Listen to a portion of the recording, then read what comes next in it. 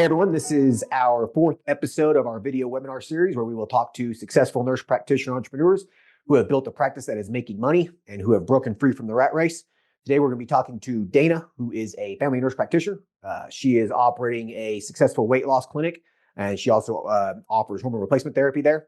And this clinic is approaching $1 million a year in revenue just in the first year. So congratulations. Thank you. Thank you. Yeah. Awesome. So thanks for hopping on here. So let's just jump into this. So tell us about, tell us about yourself. How long you been a nurse practitioner for? What sorts of things have you been doing work-wise and stuff? And then how did you, or how and why did you start this practice? Yeah. So I became a RN in 2010 and immediately went into the operating room. That's kind of always been a passion of mine. So then when I got my NP license in 2017, I kind of carried on that passion and worked with some really great surgeons as their kind of personal nurse practitioner, their first assistant. So actually a really great job. I loved it. It was always really fun, something challenging every single day. I worked with great surgeons, had a really nice work-life balance. And I don't know, you just kind of start imagining what more you can do with your life, where you're going to go. You're making good money and you feel like you're still just kind of always at a middle class range, and wanted to think what else I could do with my career, and kind of just started Googling things, came upon your page, followed it on the Facebook group, and talked it over with my spouse, and just to kind of decided to take the leap. And it all just very organically kind of continued to happen. I might be a little bit different than other nurse practitioners who felt like, oh, I was trapped in my job or I hated it. I didn't. I loved my job. So it was kind of a difficult transition for me to leave one specialty and become a business person and an entrepreneur, but it brought so many successes to my life. So I'm really glad that I decided to make the transition, kind of took the leap of faith and went out there. Yeah, awesome. Good for you. So your job was okay. You were making Yeah. decent money. You were doing okay. Was it a light bulb moment for you that you just, finally saw the light in terms of, this is going to be something that's kind of a dead end. Like I've hit the ceiling, I might be able to make a little bit more money, but like, did you get the light bulb where you were like, this is not going to bring me financial independence, like what I'm striving E for? Exactly. When you're a nurse practitioner, you make a six-figure salary, that's great, but then every year you get your annual cost of living raise and your Christmas bonus. That's all you get. That's the amount of money that you're chronically going to make, regardless of how hard it is that you work. So I do remember having a conversation with my boss about increasing compensation, and they said that wasn't something the organization was able to align up with kind of where I was wanting to be at. And that's what led me down to like, all right, what can I do to make more money and to be more free in the rest of my life? Or am I going to be stuck standing at an operating room table for the next 20 years, which physically becomes very challenging for Yeah. people as they get older. And the main surgeon that I was working for, she was kind of transitioning into a retirement phase, and I'd worked with her for many, many years. So it was a little scary to think of moving on and being with somebody else. So her retirement transition aligned really well with me opening my own practice, and we kind of parted ways at the same time. So felt like somebody, whoever you believe in above, was kind of help guiding both her and I down that path. And it just Yeah. felt like a really good time for me to give it a go. Yeah. Sometimes it's what happens, right? It's just something happens, you get laid off or, the person you're working for is retiring, think about closing the business down. Like sometimes something happens that really triggers you, really motivates you to get started. It sounds like that was maybe part of it for you. Yeah. Yeah. Yep. Let me ask you, what would you have done if you didn't start your business? She was kind of closing down shop or whatever. Would you have gotten another job outside the operating room? Like what was your contingency there? Like what were you thinking about doing? So that was conversations I had with that organization too. Where are you going to put me? And I was very fearful of getting put with a surgeon I didn't want to work with, a specialty I didn't want to be into. And so really, I didn't have much of a contingency plan. I would say, luckily, the business was very successful from day one. So my contingency plan was my business. I really Right. wasn't looking. I did not apply for any other jobs in lieu of her, retirement announcement. I just was like, well, financially, I'm already making more than I was at my regular job, only working 10 hours a week. So might as well just do this and keep going with it and know that you're still marketable as a nurse practitioner, just having that license, having those credentials, Yeah. and knew that I could fall onto something else if it came down to immediately. Right. So you realized that what's the worst case here? The business Right. doesn't do very well, and I go get another job making six Yeah. figures. Like, Yeah, exactly. That was like my worst case scenario, and right. conversations I had with my spouse. He was like, "It will be okay. Worst case scenario is we find you another job. We're Right. not going to go into the poorhouse in between then. So let's Yep. give this an opportunity to grow and see where it leads us." Yeah. That's where the nurse practitioner really has a significant advantage in the world of entrepreneurism. A lot of people out there that are starting businesses outside of healthcare or whatever, a restaurant or consulting firm, whatever it may be, a lot of those people do not have the backup that we have. Like, you can go get a job at an urgent care or something, making Yep. $75 an hour, like Mhm. there's always that backup. So like there's really not a whole lot of risk to it. Like, did you Right. feel like you were taking a lot of risk when you started? No, I was not. And then I'm fortunate enough to be in an independent state as well. So I knew there was going to be less overhead with the collaboration fees and, having to have other people involved in your business and your practices and protocols as well. So I just felt like it was a really easy transition, made a lot of sense. And like you said, didn't have to have a backup plan because I feel like my license was a backup plan. I can Right. always, yeah, I still feel that way sometimes. I feel like, oh, I Yeah. could always go back to it if I ever really needed to, but I Yeah. don't want to. I've Why seen the would line going back. Yeah, you've seen the lie. That's never gonna happen. Like, Yep. Nope. that's It's why I not tell going to people. Yeah, yeah. I tell people all the time. Like, once you do this, you will never ever work for someone ever again. You're just not going Nope. to. Yeah. Nope. I just booked our second vacation already for this year, and I didn't have to ask anybody for time off or if it was okay. And oh, I get to do what I want, make my own hours, and live my own life. Very, very. Right. Yep. Right. You want to take Wednesdays off, you just take a Wednesday off. You don't. Absolutely. I sure do. Yeah. Go to a doctor's appointment or whatever. You just go. Like, Yep. yeah, you want to sleep in, say, I'm going to open practice up at 10 o'clock instead. You can. Like, Absolutely. you're There's the there's boss. nobody there to tell you what to do except you. But then you're the only one that has to push yourself to go in to work every day. Correct. And that's the payoff, right? You have a lot more responsibility. Um, you do take on risk still being a business owner. You Mhm. know, you're thinking about your business all the time, right? Like, Absolutely.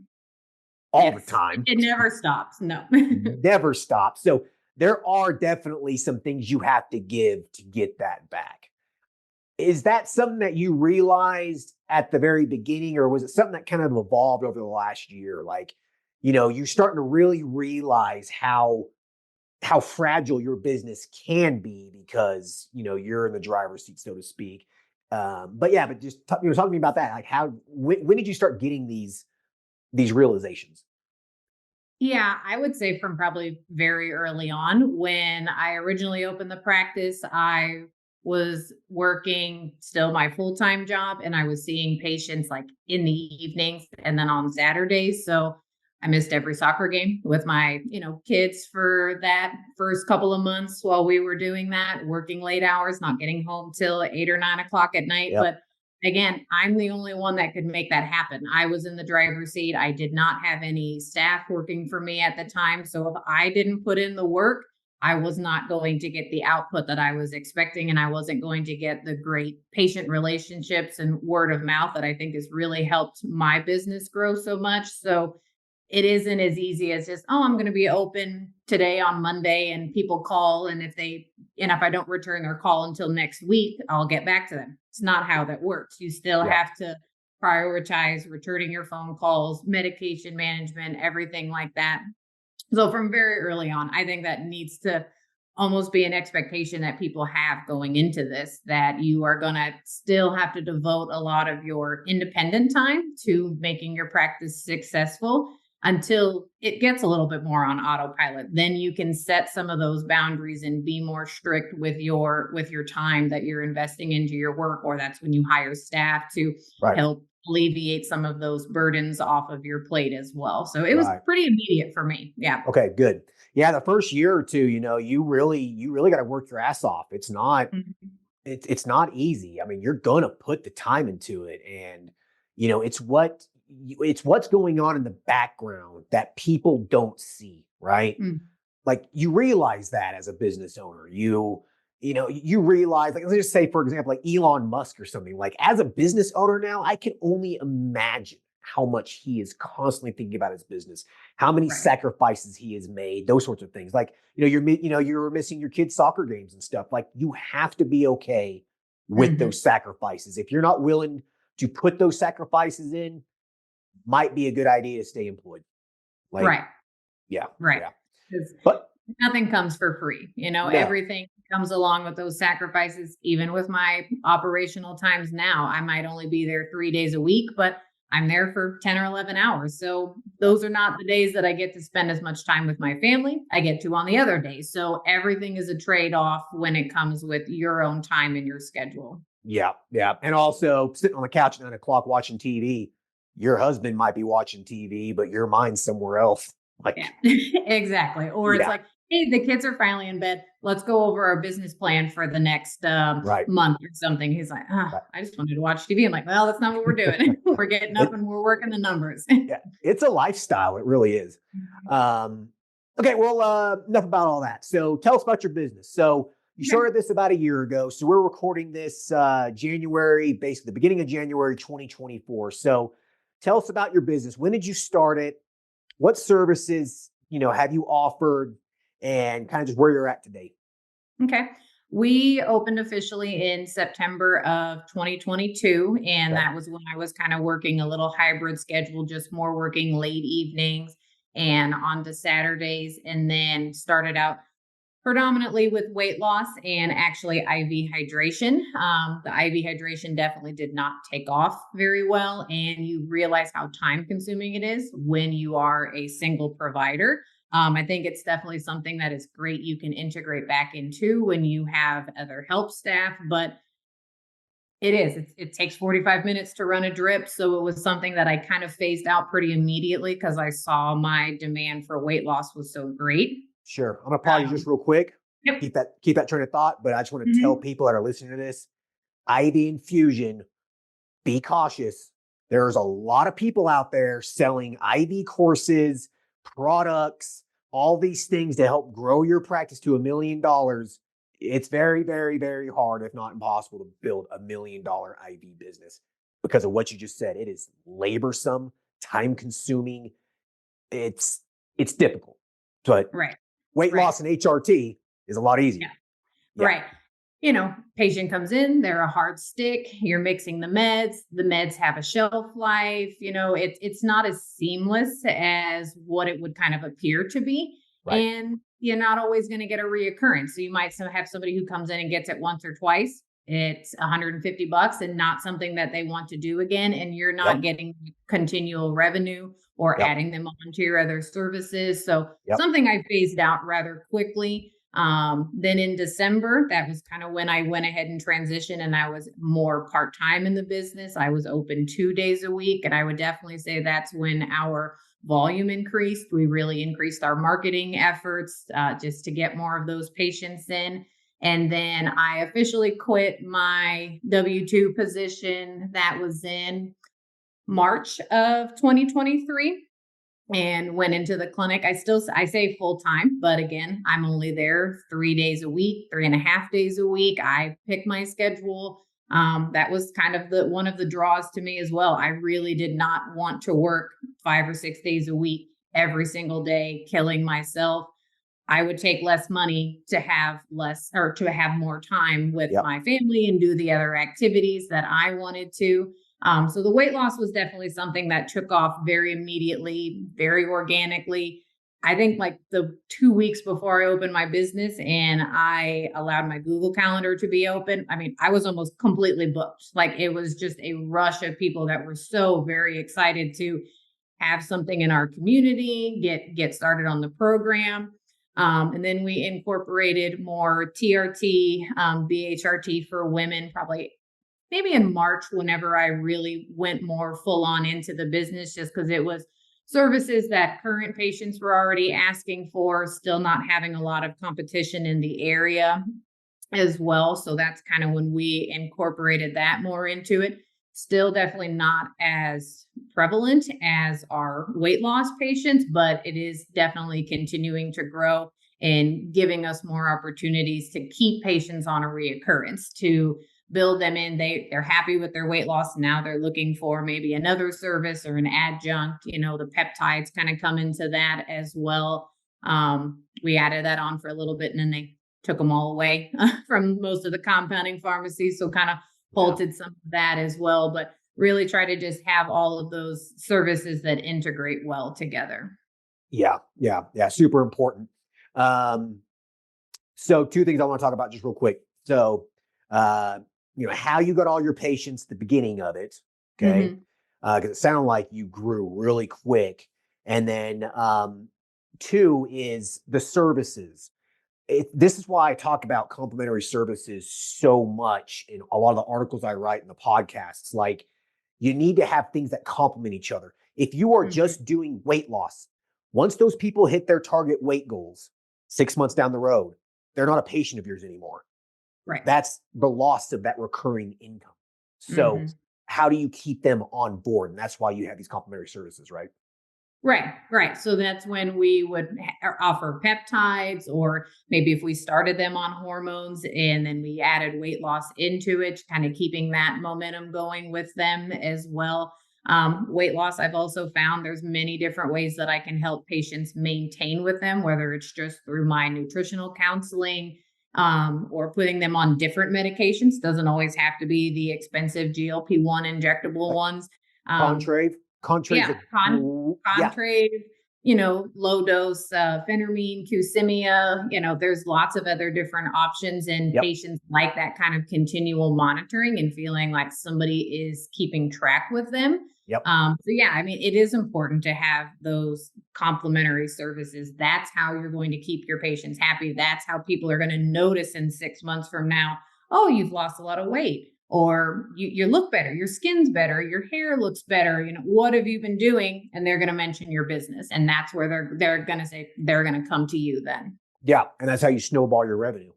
Right. Yeah. Exactly. Yeah. Your weight loss patient comes, loses weight and leaves. Your revenue that patient now goes to zero. Like, how do you keep them, Yep. Always easier to retain than attain new ones. Exactly. Yeah. Super important point there. Now, how did you get the patients though? So it sounds like you went from like zero to busy very, very quickly. Now that sounds rare to me. I don't hear that kind of success from a lot of people. A lot of people really struggle for the first 3 to 6 months building that patient census up. So how did you do that? Like what was special about what you did? I followed a lot of your advice. We had our website up and running to get it indexed on Google to kind of get the name out there. So hopefully when patients were searching for us, it was a little bit more organic. We did Facebook ads. They were definitely easier in the, year and a half ago to get a lot of those pushed through very successfully. So the Facebook ads were coming through. I also live in a very small rural town. I actually did some demographics within like a 20-mile radius of the town that I live in. The population is less than 30,000 people. So okay, all right. That's it. Small towns are gold. I say this over and over and over again. Like, town of 5,000 people, you could make good money. Like, the town that my clinic is in has a population of 2,600 people. Wow. So when I say small town, we are definitely in kind of a small town rural area. There are some larger cities about, 20 or 30 minutes away from us. So that's where all of my competition is. So right now I'm just a very isolated individual. Again, to sound kind of really small town, I've lived here pretty much my whole life. And so a lot of these people just kind of knew me or they knew my family. Yeah. And then we were sharing some things on Facebook, and people were really excited to kind of go to the hometown girl who Yeah. they've known their whole life, or I went to school with them or high school with them. So I really think that has been a great success of mine, is to sound again very small town, but it really did work for me. I think for sure. I think people who are willing to pay cash for services tend to appreciate more of like a local business. Hmm. You get people who, are very real cheap people, people who want to use their insurance and stuff. They don't really care as much. They'll go to more of the corporate big telemedicine practices where you get kind of shitty care and, Yeah. but people who tend to pay cash don't really have much of a problem with it. They don't have a problem with paying cash. They Hmm. they tend to like to support local. And so that's what differentiates you from probably those large corporate competitors in the bigger cities and Hmm. online too. Like I hear people all the time so worried about, you know, Hims starting to offer TRT online or some, Amazon is starting a weight loss clinic or whatever. Like, don't worry about it. Like, Right. what separates you is that it's your business. You care. You can give that personalized care. Those Hmm. other places aren't going to do that. Like, Right. they're just not Right. going to. Yeah. Exactly. When I have somebody come in who was a girl I went to high school with, and it's her mother, and she's known me since I was a child, it's easier to make those connections with people. Yeah. And as you said too, I have a lot of farmers' wives that come to my clinic, and they're willing to pay cash, and they're willing to write a check for their services, and they have to be home back in time to make lunch for the boys. So they want to come and stay local with me rather Yep. than driving 30 or 40 minutes to the larger cities. So I think that has played a huge, huge factor into how I have increased my growth as greatly as we have. 100%. Um, Piggybacking off that, I hear from people a lot. I'm going to use Houston as an example, Houston, Texas.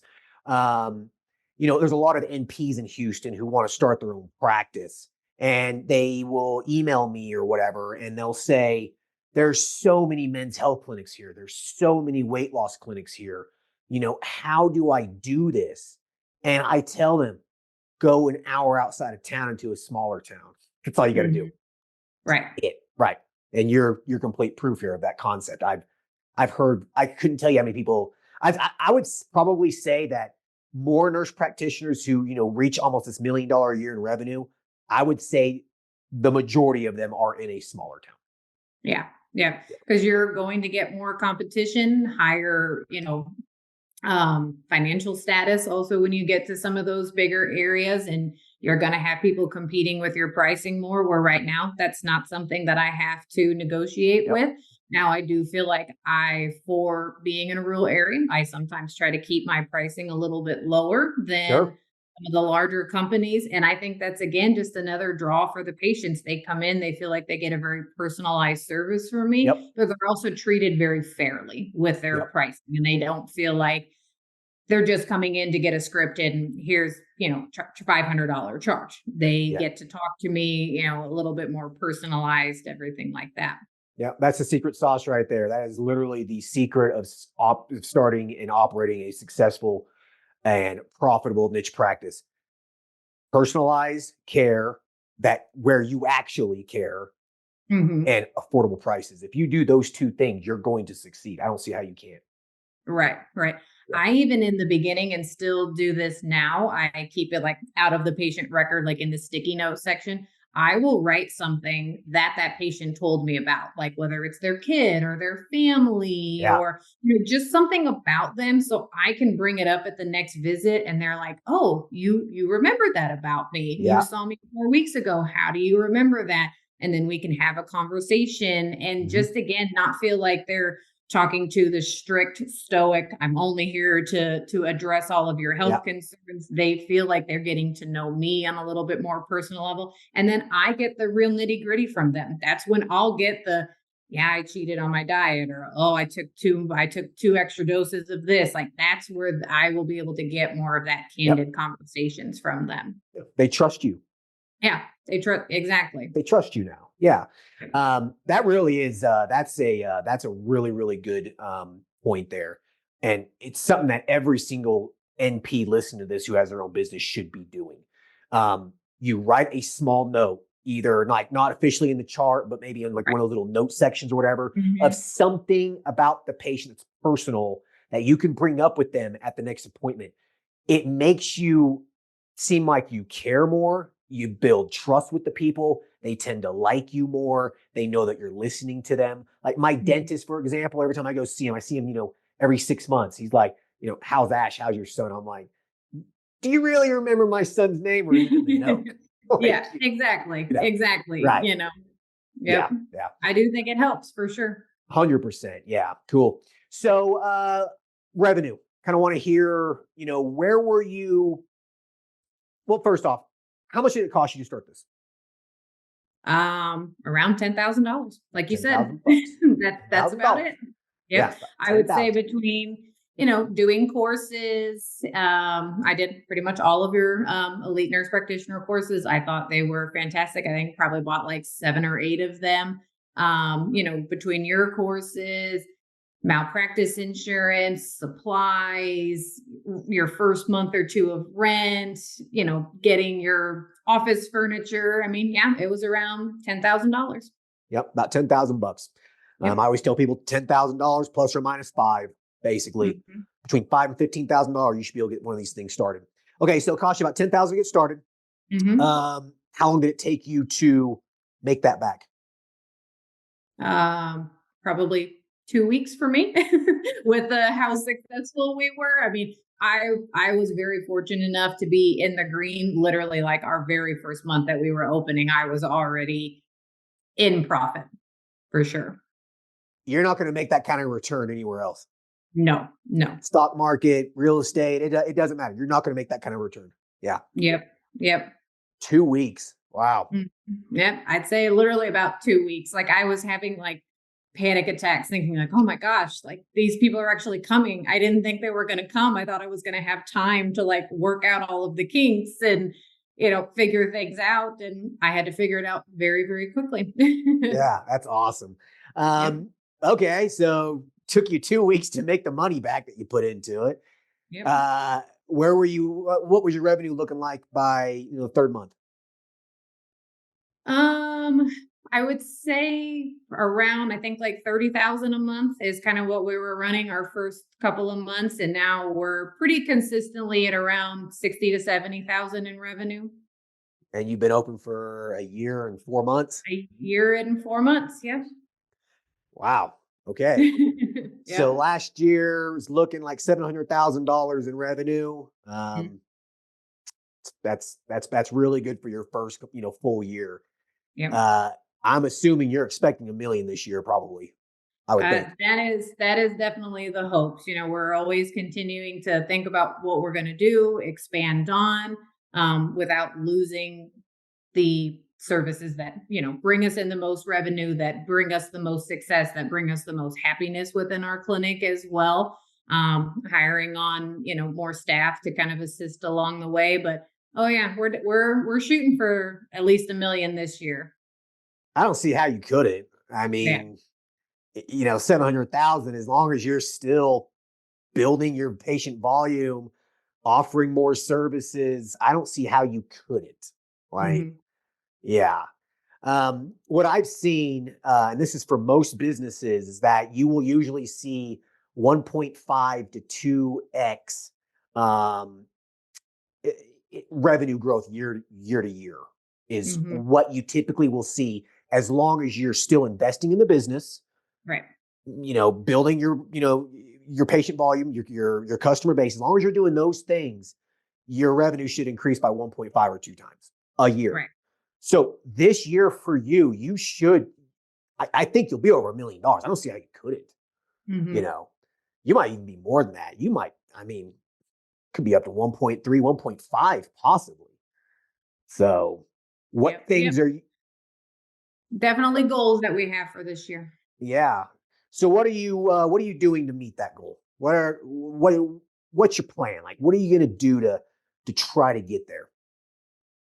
For this year, so I am considering adding on aesthetics to our practice, whether it is I who am performing the procedures or hiring on an individual. It's again just small town. I don't really have any competition, and I have a large patient volume that they've asked for it. I put a survey out on my Facebook and I said, "What else would you like to see here in our town?" And a lot of people said that they wanted more of the aesthetic services because most people are going again 30 or 40 minutes away from their home to get it for a 15-20 minute appointment sometimes. So definitely something I think we're going to be adding on to a little bit more. We're going Yeah. to add on a little bit more with our weight loss programs, like the inline body scanner. I'm kind of considering adding on that, and just doing a little bit more with the hormone patients as well. Unfortunately, that has been probably one of our slower growing. And with our Google SEO optimization and the marketing guy that helps us with that, it actually doesn't appear to be a very searchable or something that people in my area seem to be looking for as much. So kind of trying to see maybe if I need to start offering like webinars, like educational webinars and putting them out there. So maybe people just don't know enough about the benefits of hormone replacement therapy, um, to try to bring in more of those people because they're going for the people that are doing it, they're going somewhere and I want them to come to me. So trying to Right. see exactly why I keep missing that mark with a larger portion of my hormone patients and why it doesn't seem to be something as prevalent in my area. Yeah, that's kind of weird. You would think that your HRT would be one of those, really fast growing services. Mhm. Um, yeah, I really wonder why. It could just be a lack of education. People just don't know it exists. Right. They could be going somewhere else, maybe. Yeah. Mhm. I think that. Have you thought about maybe putting a billboard or two up somewhere just to see if it would bring people in?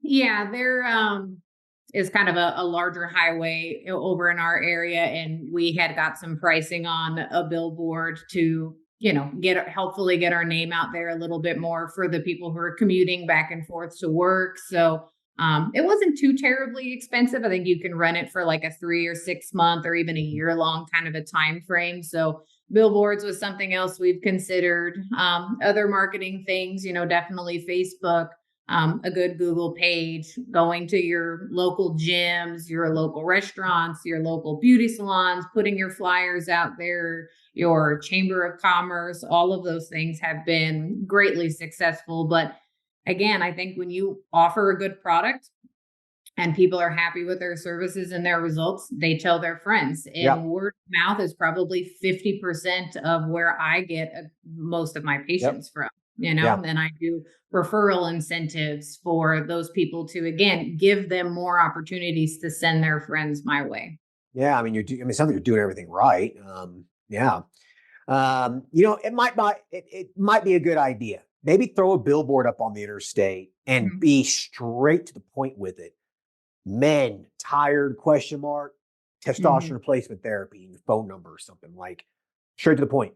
Thing about billboard is remember someone has 3 seconds to see what that says. Right. So like very very very straight to the point. You know what I mean? Mhm. It's 3 months. I mean, what's going to cost you $1,000 a month? Yeah. Like, Right. $3,000, 35. Well, 500, it costs you about $700 usually to put the actual like banner up there, the Yeah. To fabric or get like the whatever. design and stuff. Yeah, yeah, yeah. So like $3,700, you got the money Mhm. for it. Yeah. Give it a shot. Yeah. Yep. And that's the thing too.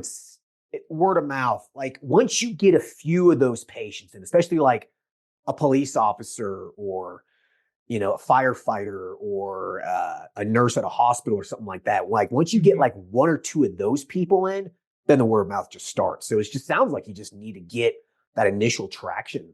Mhm. Yep. Yeah. And I, have a lot of like teachers or again, nurses from my local area. And that is where I get a lot of word of mouth from. So trying again to keep pushing my hormone patients and that word of mouth. I think sometimes people are just also a little shy about talking about, some of those different things. I can Sure. even have a patient who I see for weight loss and go through their med rec and they're like, they don't tell me that they're on TRT. I'm like, well, it's a med. You need to tell me that you're on it. Like that was the end of the visit on the conversation. So I don't know if there's still some of that fear factor in telling people Hey, that you're on hormones or not. But have you put anything in your lobby? Like, yeah, we have, some different graphics up and then our, like our flyers and our brochures are okay. out there that have exactly what services we offer. And for the initial weight loss patient, you're checking hormones? Mhm. You are? Yep, Yeah. Okay. I mean, that's another yep, opportunity to sell too. right. Yeah. Yeah. Okay. Well, it sounds like it just you just need to get that initial traction. I mean, everything you're telling me Mhm. sounds reasonable. The aesthetics component, listen to your customer, right? What do they want? Give them what they want. Like it's not Right. hard, right? Listen to them and give them what they're asking for.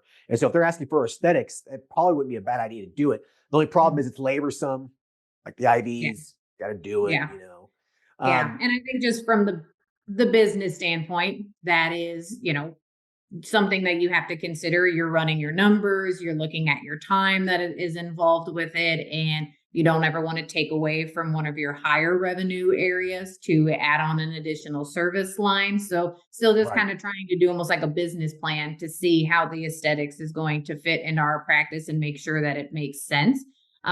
Business is always a gamble, but you got to identify where your risks are going to be at, how much you want to gamble on a new service, basically. But I think it's something enough people have asked about that we're gonna at least move forward with it and kind of see how Yeah. it goes. Yeah. It sounds like it's probably a no brainer. Yeah. Yep. I mean, it is always a gamble. Anytime you do something new in your business, it's always a gamble. Right. So, Right. yeah. Um, okay. So, what's next for you? Like, you're making really, really good money here. $700,000 last year in revenue. What was the profit margin on that estimated? Oh, 50%, 60%. Other great things with being in a rural area is that, my overhead is very, very low. Again, when everybody says, and you have your model, listen to the model, keep your overhead low. Um, shop around for best prices on all Yep. of your different products, things like that. I mean, have a good accountant, understand your taxes, have an Yep. asset protection plan. Like all of that really comes into play to maximize the amount of profit that's actually going to come in to your pocket. Because you can say you make $1 million a year and still be poor, depending on how you're running your Yep. business. That is 100%. a huge, huge part of it. And that was a really big learning curve. I didn't have any business background. And so had to spend a lot of time, listen to your tax courses, the asset protection course, my own, research as well, different books to really feel comfortable with managing our finances at a such larger number. Yeah.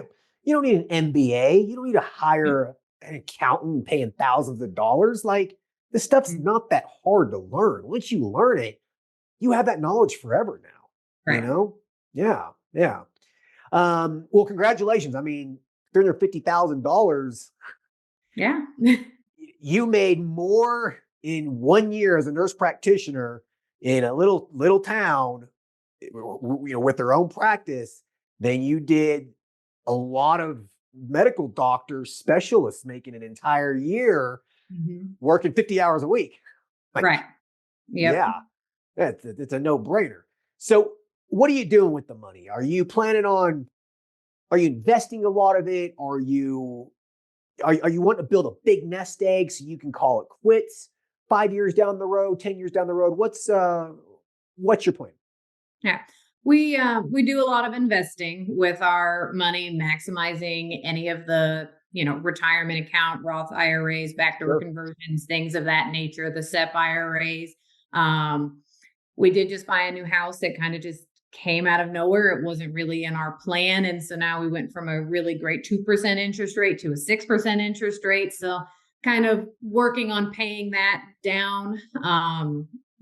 But again, we always are trying to maximize all of our different tax deductions, buy a work vehicle, pay, yeah, you have to pay for it, but then you get those tax credits back for it. Yep. So I do have a really good investor that we work well together. And so, yeah, I mean, again, you can say I made $300,000 this year. Then you have your investments, then you have your real estate opportunities. So I'm also very fortunate that my husband has a very good job. And so most of my income is kind of just free money for us, that we're able to have that opportunity from him. So I'm hopeful to not have to work forever, maybe build the business and then I just sit back and kick back and let other people run it or, sell it one day and be able to spend more time. My kids are still young. I like to vacation and travel. So those are kind of our financial goals right now. I think we're definitely getting very close to some of that. But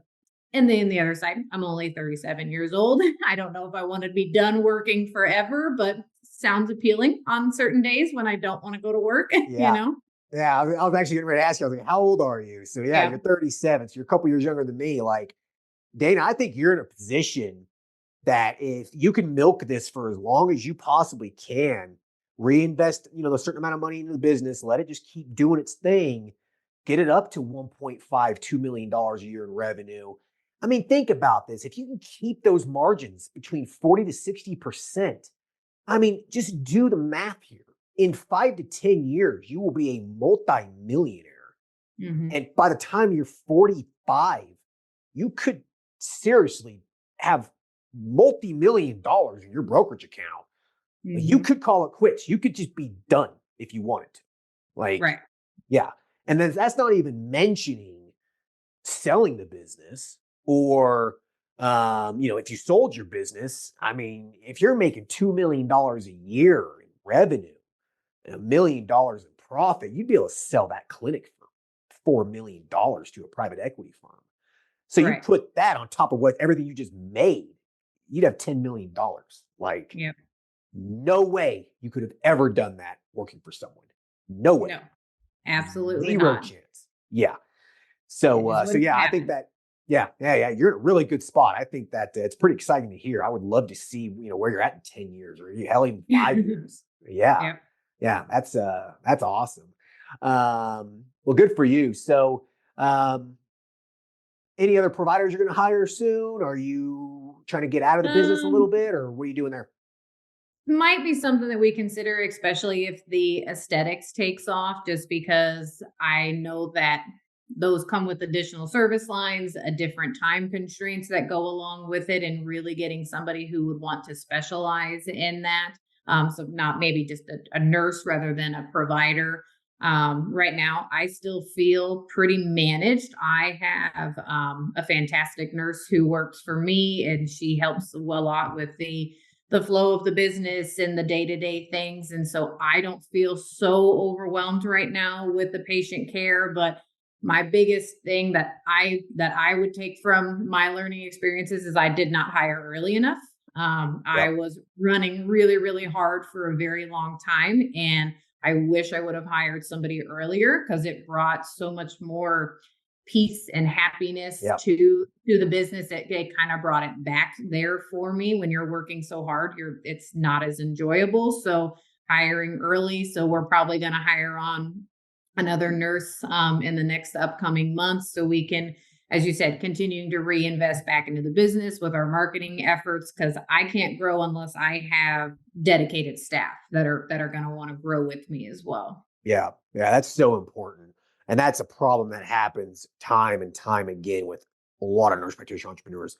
They don't hire staff early enough and they're Mhm. pulling their hair out. They're going crazy, you know? Yeah. Yep. Well, I like to end these with you basically giving two pieces of advice.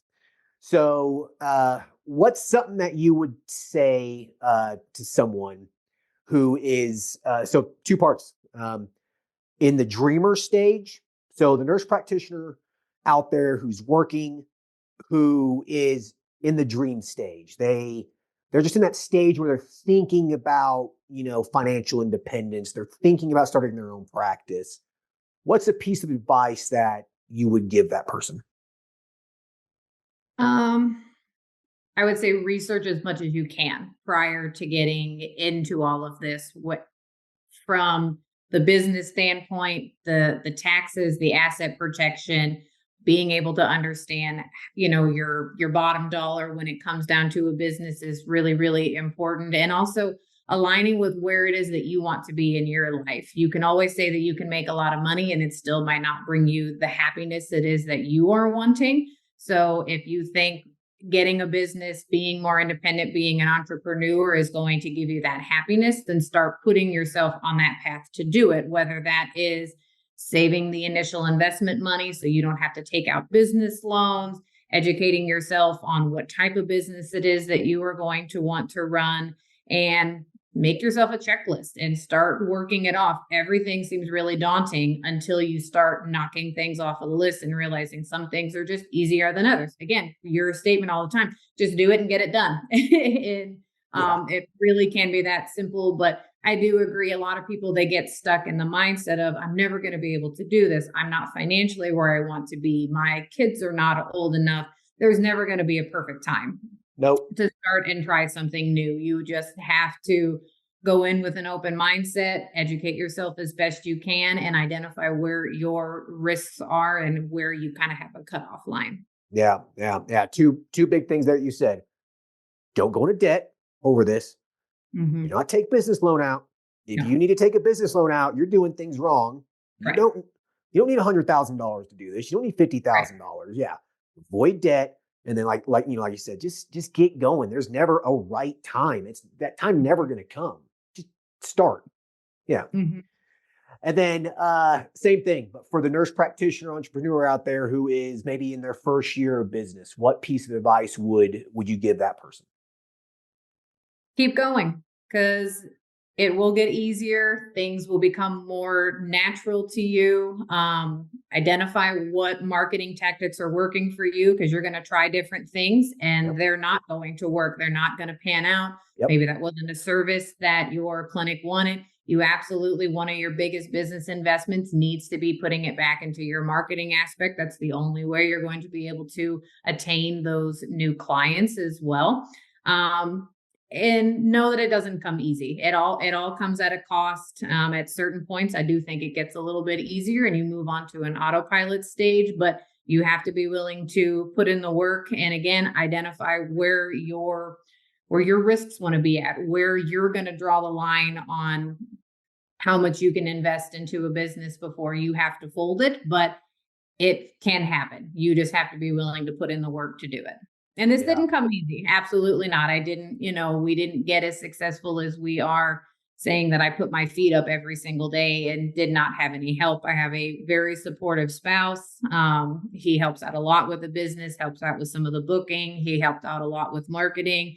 He took over more responsibilities for our kids so I could kind of have this dream and this opportunity. And that support is very, very needed, I think. Yeah, for sure. Yeah, you didn't get to $60,000 a month with, it just didn't happen. No. Yeah, there was a lot of stuff that you did that we didn't even talk about behind the scenes that no one will ever know the sacrifices that you made. Yeah. And that first year can be tough. There's going to be some times that you want to maybe just quit. You might want to just hang it up and be like, I'm sick of doing this. This is too much work, too much stress. There's times like that, but you just got to keep going.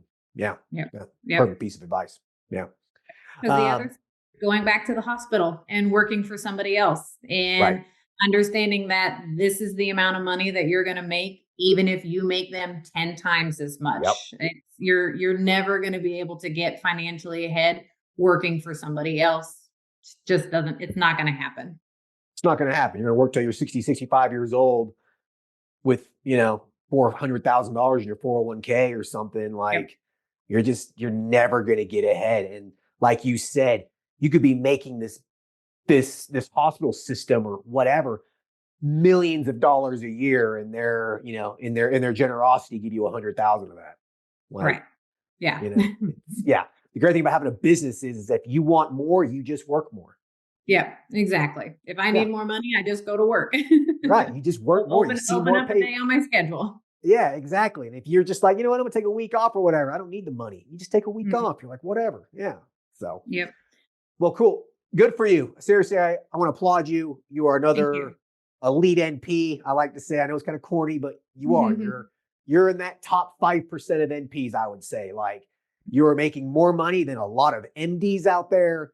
You are on a path to become financially free in 5 to 6 years if you wanted to. 10 years, you'll be a multimillionaire, no question about it whatsoever. So yeah, as I said, I want to applaud you. Yeah, You've done thank you. Thank you very good much. job. All right, awesome. Well, it was great talking to you, and I appreciate your time. Yeah, thank you very much. And again, I really appreciate everything that you have done for the NPs in the community. I went to Vegas at the conference and got to see you speak there, and it was very motivational. And I would not be where I was at unless I followed your advice. Last piece of advice: follow Justin's advice. He knows what he's talking about. I promise. Well, thank you you. have it all lined up for everybody. Thank you. I like to hear that. I get, I get some shit from some people. I think they're just jealous.